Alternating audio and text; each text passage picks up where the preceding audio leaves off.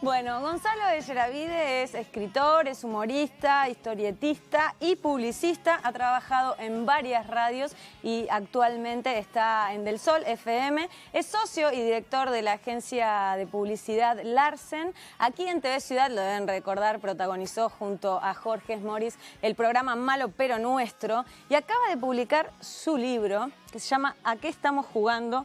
El Uruguay hecho semblanza. Que en realidad el libro no es de él. El libro es de un personaje suyo que es el profe Yeravide. ¿Bien?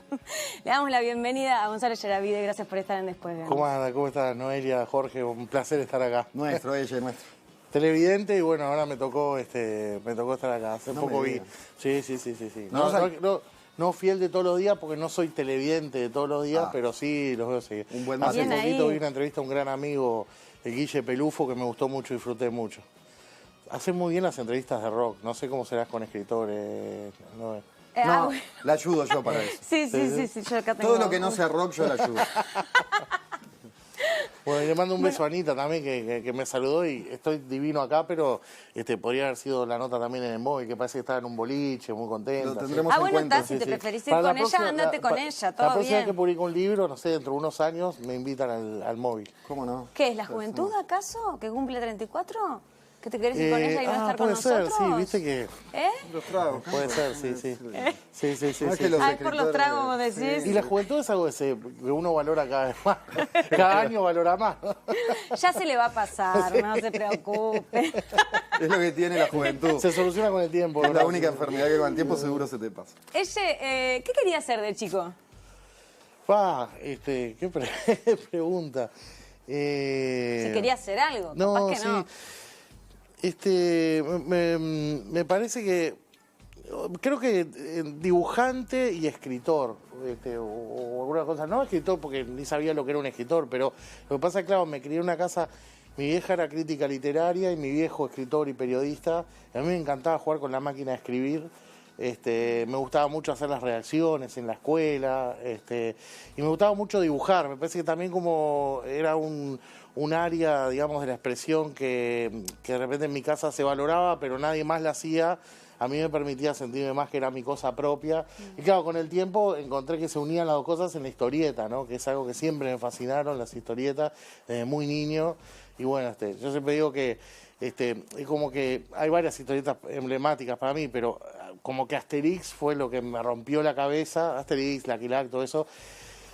Pero un día descubrí, mi abuela me trajo, editado por Arca, un libro de Peloduro. Entonces empecé a leer esas historietas en donde los globitos, lo que decían los personajes, hablaban como hablamos nosotros, decían vos, che, loco, no sé qué. Y ahí me hizo otro clic la cabeza de sentir como una habilitación de que se podía como escribir en uruguayo, o sea, Claro. que no era una cosa abstracta o una cosa de un castellano como podía ser de las traducciones de Asterix o algo más, ¿no?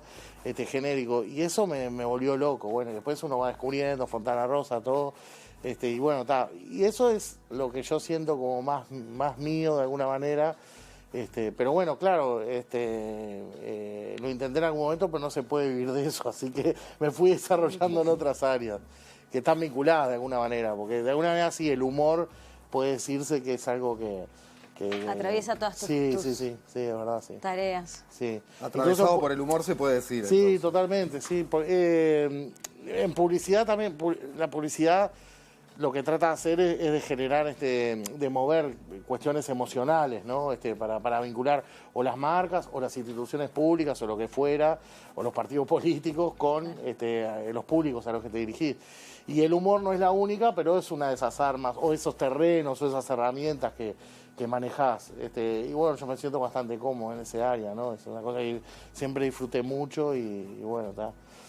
Y lo ejercito así, sí, permanentemente, sí. Sabiendo que hay onda y confianza, el sobrepeso, ¿ha sido un tema en tu vida desde niño? Vos sabés que desde niño, no, hasta los 19, 20 años, fui gordo a partir de ahí. La segunda mitad de mi vida. ¿Qué te pasó? Yo siempre fui muy ansioso. ¿Qué pasó, ¿viste? mi amor? Bueno, dejé ir al club, punto uno, dejé de hacer ejercicio, una vida sedentaria, ¿no? Porque escribir y hacer todas estas cosas, si uno no está disciplinado. también criado, no es por echarle la culpa a mi familia, no por culpa mía, pero eso que estábamos hablando antes de una familia así, intelectuales, y eso, viste que era como que el cuerpo no existía, lo único que importaba era la cabeza o el alma, como lo quieras llamar. Entonces, bueno, eso fue terrible, traumático. A mí me hizo mucho bien, paradójicamente, ser asmático de niño. Entonces me mandaban al club como una cosa curativa, obligatoria, sobre todo la natación y eso. Después me curé del asma y me empecé a engordar. Dejé ir al club, dejé de hacer ejercicio y tal. Y de ansiedad oral me pega mucho por el lado de la comida, sí, ¿viste? No fumo, pero fumo porro, pero no fumo cigarrillo. No, nunca fui fumador así. Y sí, lo de la comida es una cosa. Y mirá que he hecho de todo, tratamientos con varias, no quiero decir que clínicas, pues sería la antipublicidad, ¿no? No quiero mencionar ninguna, pero he hecho de todo un poco. Por no ser mal agradecido por gente que intentó ayudarte. Sí, que intentó ayudarme y no pudo. Y bajo y subo de vuelta, es una cosa tremenda, sí. Pero bueno, está. En algún momento o me infartaré o adelgazaré por otras vías más saludables. Muy bien. ¿Cuál es para vos el mejor humorista de todos los tiempos? ¡Fua! Todo salado eso. Y bueno, está Chaplin, ¿no? No puedo decir uno, ¿viste? Porque aparte de esas cosas competitivas de uno, ¿no? En el arte no nos el que más te ha conmovido, tal vez. Pero sí, yo creo que Chaplin, Groucho Marx, los hermanos Marx, que es otra cosa que vi de niño, me llevó mi abuela a Cinemateca. Yo quiero mucho a Cinemateca, nosotros trabajamos para Cinemateca en la agencia. A mí me formó mucho, creo que a todos nosotros, de una manera, de un lugar de formación.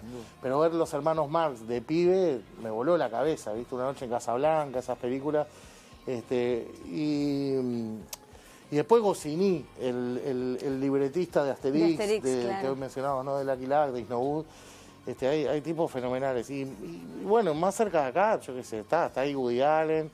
Estuvo más cerca de nosotros siempre Fontana Rosa, que yo lo pongo a la par de cualquiera de ellos. Mira. Sí, eso para mí, creo que mencioné, si no me olvido ninguno, los que han sido más inspiradores para mí. ¿Y te das cuenta o podés localizar en qué momento de tu vida Los Monty Python tendría que agregar. Sí. Que tienen esa cosa absurda, ¿no? Porque no es que es mejor que uno u otro, sino que son distintas, incluso tradiciones, ¿no? El humor inglés, que es esa cosa, los ingleses son... Viste que los ingleses son... recontra como muy rigurosos, pesados, las normas, ¿no? Acartonados. Y cuando eso explota, tenés cosas geniales como los Monty Python o el punk. O sea, hay cosas disruptivas de eso. Esa propia presión tiene su contrafuerza también. Y después tenés otras tradiciones humorísticas, culturales, a veces vinculadas a los países o no, o vinculadas a tradiciones del humor, ¿no? Pero uno va detectando cosas que son como más racionales, ¿no? Y otras más emocionales. Claro. A mí también yo me doy cuenta que de ascendencia vasca, como somos la mayoría o muchos de nosotros, ¿no? Esa ascendencia española, de distintas regiones de España, esa cosa guarra, demencial, a mí me tira mucho, ¿no? Y es una cosa que de repente lo ves en áreas de la iglesia, lo ves en algunos, pero claro, hoy no es muy políticamente correcto ni funciona mucho eso, sobre todo bajo el imperio anglosajón de las ideas, ¿no? Que son mucho más fríos, ¿no? Más racionales, Sin embargo, vos me parece que al hacer ejercicio del humor tocas las dos puntas, ¿no? Sí, porque te gusta lo guarro, pero también tiras citas del Quijote, qué sé yo. Sí, esas son cosas que a veces pienso, bueno, capaz que porque a veces, a veces trato, en realidad es una cosa que como que lo llevo en las venas, y lo escuchaba de chiquito, ¿viste? Mi vieja, sí, se sabía, el primer capítulo de Quijote te lo decía de memoria, ¿viste? Y esa fue como mi vida así, yo como que me crié en una biblioteca, ¿viste? Había en mi casa, que me costó mucho trabajo cuando murió mi vieja, que me acordaba, que ella me decía, vos, lo que te va a costar esto, porque lo hacía con malicia y realmente me costó desarmar esa biblioteca, ¿viste? De hacer donaciones y cosas, pues eran 25.000 ejemplares, ¿viste? Que iban a hacer. Una cosa demencial totalmente, ¿viste? Eran 3 pisos de biblioteca. No los leí todos, ni mucho menos, ¿no? Pero bueno, quieras que no, aparte, claro, ya de chico me encantó la lectura, ¿no? Siempre estoy leyendo, siempre en la mesa de luz, tengo 3, 4 libros, le doy. Yo, por ejemplo, a mis hijos les digo, vos no juegues tanto al Fortnite, ¿viste? Aflojale con la Play. Y me dice, papá, no leas tanto. O sea, me pone un espejo y me dice, vos sos un adicto de eso, ¿viste? Entonces yo trato de explicarle que el Fortnite es siempre igual y pasan las mismas cosas. Y los libros tienen esa cosa interesante de que uno vive una vida que no habría vivido, ¿no? De otra manera, y cuando sale el libro, algo de esa vida queda en uno, ¿no? Pero bueno, eso todavía no me da mucha bola y tienen razón, creo. No, mucha bola. Ya les quedará en algún lado sí, y seguramente cuando crezcan un poco más. Bueno, vamos a verte un poco en distintos trabajos que has hecho. Dejamos a la vez abiertos los micros por si querés comentar algo. Dale. A propósito de lo que vamos a ver ahora, solo un salpicadito de lo mucho que has hecho. Bueno. Acá está, a ver. ¿Sabes lo que pasa? Que la gente no encara, que lo único que importa es el sexo, ¿entendés? El sexo, o sea, mi hijo lo dijo el otro día, estaba hablando con un pibe, me decía, Freud, ¿viste? Todo eso de Freud, ¿viste? Que así de coger, ¿viste? Para sacarte las ganas, loco, porque la gente tiene eso dentro de la cabeza, loco, no. Está pirada la gente, vos. No, loco. Por eso la verdad están las pornos, ¿entendés? Ahí está la vida real, me dice acá los papelitos colores, la ficción, chao. Ahí, ahí está la cosa. Yo las primeras porno las miro por eso, no por las minas. Las porno es la vida. Es la vida hecha realidad, ¿entendés? Te cuentan las cosas como son, viejo. El pan y el vino, loco. Las cosas como son, las que duelen, viejo. El doctor Orinetti, el urólogo. que me ha traído realmente de Miami esta bolsa de 200 centímetros cúbicos. Así que, bueno, maravilloso, además nos ha atendido por supuesto. aquí mismo, el maquillaje, Sí. y nos ha instalado la bolsa, así que queremos Yo decirle vi cuando lo estaban sondeando. Estamos muy bien. Lo hizo ahí en la mesa de ping-pong. Muy barata las flores. Eso fue Ahí, muy bueno, ahí lindo. la gente, una atención que tuvo para con nosotros. Se escucha mucho y se mira mucho TV Ciudad allá en Ecuador. Exacto, nos saludaba. Ahí nos agarró por sorpresa la cámara. Tuve un problemita de Una cosa alineamiento. realmente difícil, ¿no? Bueno, perfecto. Bueno, y ahí hermosa el momento en que bailamos. Muy bueno. En Uruguay pasa una cosa muy particular, que a los gerentes de marketing muchas veces les cuesta entender. A diferencia de Argentina, Francia, la mayoría de los países, la clase media marca las pautas culturales de la clase alta y de la clase baja. Pasan cosas preciosas, por ejemplo, un latifundista en Carrasco le gusta pasearse por dentro de su mansión con alpargatas escuchando a Citarrosa. Eso es muy lindo, pero pasan cosas jodidas, por ejemplo,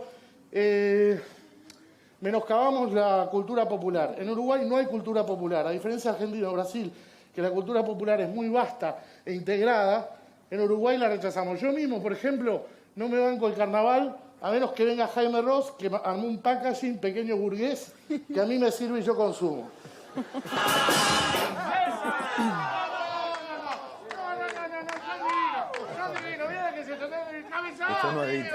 No, mira lo que se le teja a este.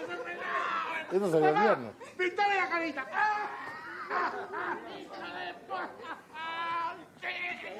Esta es la magia. Esto es en Uruguay. Pibe. Levantate, pelotudo, despertate. Escuchame una cosa, chamo. Escuchame una cosa. El primer gol que haces en Portugal se lo dedicás a los muchachos. Por favor. Vamos, sigue. Vamos, dale, gordo.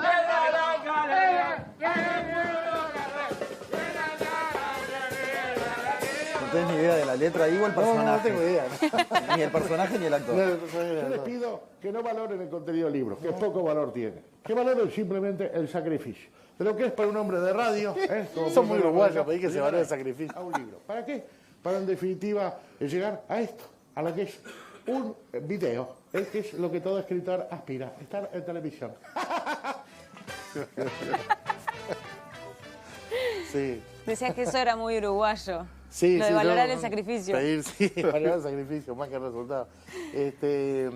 No, unas cuantas cosas. En realidad, como la charla, en el medio puse una charla que era lo que hablaba sobre, que fue en Pechacucha, que era, yo traté de exponer en esos tiempos cortos del Pechacucha, 8 barreras o impedimentos para la creatividad, que algunos son, creo yo, bastante universales o occidentales en todo caso, y algunos muy uruguayos, ¿no?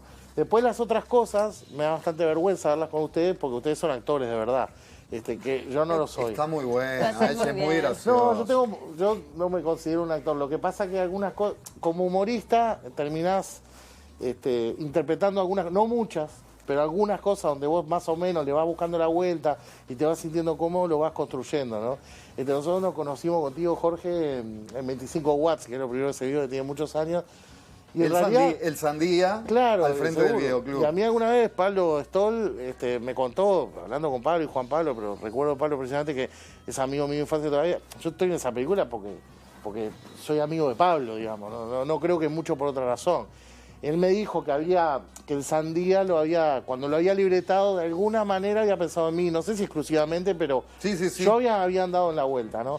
Por eso creo que también quedé en el casting, porque más que por mis dotes actorales. Pero esa escena, vos sabés que esa película y esa escena en particular, no sé por qué, pero tuvo como un impacto fenomenal y mucha gente lo recuerda y todavía me lo dice, eso del porno es la vida. No sé qué fibra toqué ahí o se tocó y una vez me pasó una cosa, iba caminando por la calle en la Ciudad Vieja, iban dos, imagínate, ya habían pasado varios años, ¿no? Unos cuantos años de la película, iban dos adolescentes que podrían haber sido los papeles que vos y Daniel y Alfonso interpretaban, o sea, los protagonistas de esa edad, digamos, ¿no? Y venían comentando y venían repitiendo la escena, decía, el porno es la vida, y ahí se cagaban de la risa, era como que querían llegar a esa línea. ¿Sin haberte registrado? No, yo venía caminando Qué atrás de brutal. ellos. Qué Fue como un voyerismo, una cosa rarísima. Pero muchas veces, esa fue capaz como la más increíble por eso, porque yo estaba siendo testigo sin que ellos supieran de eso. Pero muchas veces se ha repetido esa frase y bueno, está. Ahí vos jugaste sobre una base de guión. Claro, sí. Porque Sí, claro, sí. metés muchas frases recordables en poco Sí. tiempo. Bueno, esa es el otra porno cosa. es la vida, al pan pan y al vino vino, Claro. referido al porno también. Sí, y sí. ahí se terminan los papelitos de colores, siempre me hizo mucha gracia. Sí, también. no sé qué cosas estaban guionadas, así que no, pero salieron muchas cosas porque, claro, sí, el personaje, yo me sentí cómodo y me divertí mucho haciéndolo y además, conociendo también a Pablo y ciertas cosas biográficas nuestras y demás, por ejemplo, ver porno, salieron ahí. El método de Stanislavski. Claro. Mi amor, estoy mirando porno para el personaje. Fluyeron muy naturalmente, muy naturalmente. Pero eso es otra cosa que tampoco, por ejemplo, yo me acuerdo de trabajar contigo en publicidad hace muchos años, Noelia, no sé ni si te vas a acordar, No importa en otras si hace épocas, pero no, porque lo seguimos haciendo y seguimos trabajando en proyectos juntos, pero me acuerdo, por ejemplo, que ella tiene una capacidad increíble, pero increíble, media sobrenatural, que yo se lo vi a muy pocos actores o actrices, de memorizar, incorporar, después sí naturalmente, que es la gracia, un guión, pero la capacidad como de me asusta. yo, por ejemplo, eso es imposible. ¿Y sabes quién lo sufría mucho? Jorge Moris, que es un actor, ¿no? Con todas las letras, lo sufría, ¿viste? Yo lo volvía loco, porque yo era como un bloqueo, ¿viste? No sé si es la cosa como del escritor o del creador, como una negación, pero con mis propios guiones, ¿viste? De aprenderte mismo la letra. Sí, una dificultad muy grande que yo también me costaba, incluso recordaba en la escuela de haber tenido que representar, yo qué sé, Barranca Abajo, ¿viste? Y me tocaba un papel y mucho estrés para memorizar la cosa. Me cuesta mucho memorizar algo y repetirlo, ¿viste? Es por mi imposibilidad para ser actor, digamos. Pero bueno, por ahí, claro, en alguna de esas cosas que vimos lo subsano como una especie de impronta de la cosa media, no sé, media del momento ahí, que como toda improvisación tiene que estar basada para que funcionen unas guías medias férreas, ¿no? Pero pero con cierta libertad también. Vamos a hablar de a qué estamos jugando, el Uruguay hecho Sí. semblanza. Dale. ¿Te parece bien? Sí. Como para tirar un puente, ¿cómo ha sido desde tu infancia, brevemente, porque si empezamos de la infancia para acá se nos va el tiempo en eso, Sí. pero tu relación con el fútbol? Y bueno, nunca fui un hincha así fanático. Es más, estoy dentro de la categoría de lo que sería como de lo más indeseable en el Uruguay, que es el pastelero, porque he cambiado de cuadro. Actualmente y hace muchos años soy defensor, fue como una vuelta ahí en realidad me di cuenta que me había criado en Positos y que era una impostura ser de otro cuadro. Entonces, fui como dije, tengo que ser de defensor por distintas razones, de concepción del mundo, de clase social, de barrio y demás. Entonces, y me gusta ir al Francini, voy de vez en cuando y demás. Me gustaba mucho jugar al fútbol. En esa época que hablábamos antes, que no era gordo, jugaba bastante bien. Te lo puedo decir ahora que ya no juego. Y lo disfrutaba mucho. O sea que el fútbol siempre, para mí, la verdad que el fútbol está divino como un arte, ¿viste? Yo lo veo así, realmente como un arte. Cuando veo cómo le pegaba a Maradona la pelota y caía en la red así suavemente, que no... ¿Viste esa cosa del artista como... Voy a decir algo que para mucha gente va a ver brutal porque el box tiene una cosa salvaje, ¿no? Jodida, pero... El fútbol también. pero Mohamed Ali hay una pelea muy famosa que cuando lo noquea al otro, el loco se va cayendo y hay un momento que le va a pegar y no le pega, porque no es necesario. Eso es un gesto artístico, esas cosas son artísticas y yo es lo que más disfruto del fútbol. Lo disfruto con Messi, ¿no? Lo disfruté con Maradona toda mi infancia y adolescencia. A mí eso me volvía loco, la cosa estética y artística en el fútbol. Y cuando yo jugaba y lo intentaba hacer, por más rudimentario que fuera, pero con los amigos y eso, era lo que más disfrutaba. Era lo que más disfrutaba. Y eso para mí es divino el fútbol. Después, claro, el fútbol en realidad... Esto es un personaje que es un periodista deportivo, ¿no? Un viejo periodista deportivo que escribe esto. Estas semblanzas fueron escritas como guiones de radio originalmente durante los últimos 4 años. Entonces, lo que hicimos con Joaquín Otero, me ayudó mucho el editorial, fue seleccionar, ¿no? Las que consideramos mejores y además por algunas otras razones también de estructura del libro. Y después dediqué muchos días y prácticamente muchas las reescribí completamente. O sea, bueno, las traté de transformar en texto leído, que es otra cosa que el guión. Vale señalar eso por las dudas de pasadita, ¿no? Que está como un libro muy sólido y muy gracioso y muy literario. Es decir, no es que sean guiones, pegá y sacamos un libro. Se nota el laburo de pulido que hubo. Hay sacrificio, que espero se valore. ¿Te parece ir tirándole los títulos de los capítulos? Dale, perfecto. Sí. Mira, te vamos a ir tirando títulos de los capítulos del profe, de este libro alguno. Y vos nos tenés que decir lo que te despierta en este momento. La Libertadores, otro invento que mató al inventor. Cuando acaba de empatar Nacional, además, dicho por la Sudamericana, no por la Libertad. Claro.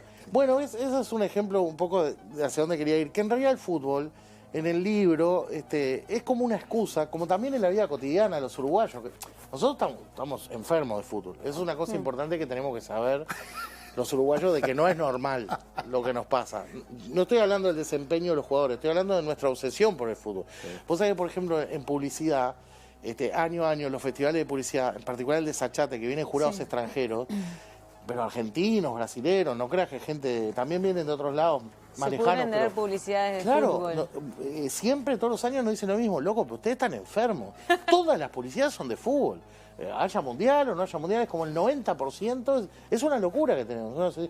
Es un tema, y yo creo que es una enfermedad con la que no colaboro haciendo este libro, sino que incremento la enfermedad, pero el fútbol, como en la vida cotidiana y muchas veces, para mí en realidad es una excusa, una especie de envase para meter adentro otros contenidos que me interesan más. Por ejemplo, eso de la Libertadores, de un invento con Antonio Inventor, es una reflexión, que no es mía, por cierto, pero es una reflexión filosófica, si se quiere, que tiene que ver con una cosa que los posmodernos empezaron a decir. Marshall Berman, el filósofo que, según muchos, hizo el primer libro que constató la posmodernidad, que es Todos los sólidos se desvanecen en el aire, que es una frase de la modernidad, pues es una frase de Marx.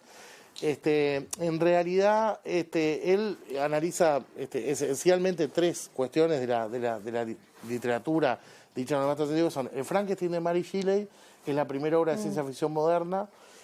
Habla de una figura de los escritos de juventud de Marx, que es el mago burgués, y habla del Fausto de Goethe, ¿no? Y une, lo que encuentra es un mismo relato, una misma metáfora, que es, como en el Frankenstein, ¿no? Que tal vez la más popular de estas obras, en donde el hombre genera una cosa que escapa a su dominio, unas fuerzas, un monstruo, que lo crea.